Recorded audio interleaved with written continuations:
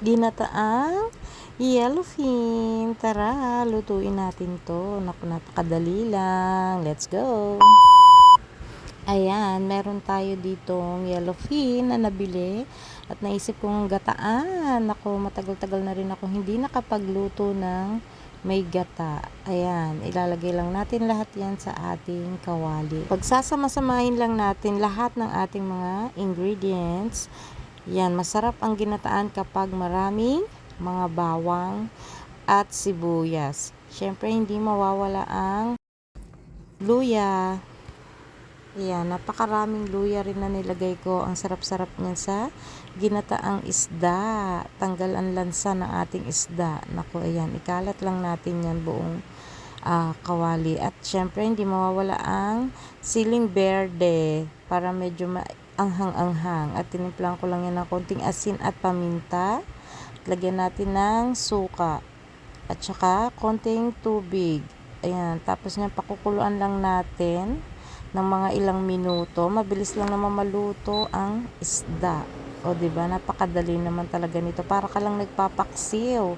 Tapos, lalagyan mo na ng gata. Ayan. Ang bango-bango, guys. Napakarami kasing luya at bawang at sibuyas na nilagay ko.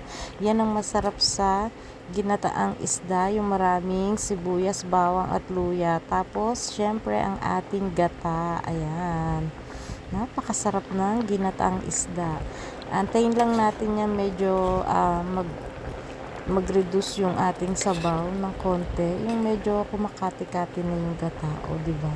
Masarap. Napakasarap nito. Masarap din to lagyan ng talong o kaya ng pechay. Kaso wala na akong stock ng gulay. Ayan. Kaya hindi na siya nalagyan. Masarap din yun. May talong. O, ayan. Antayin lang natin yan medyo kumati yung sabaw para naman mas malinamnam at kumapit sa isda yung ating gata. Naku, malapit na ito. Siguradong magugustuhan na naman to ng aking mga chikiting. O, ayan. Medyo lapot-lapot na yung ating sabaw. So, okay na to.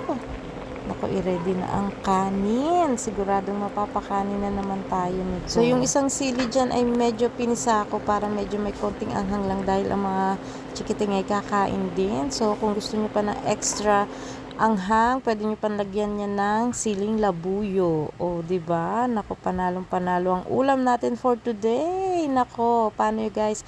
Hanggang dito na lang. Thanks for watching, guys. Bye!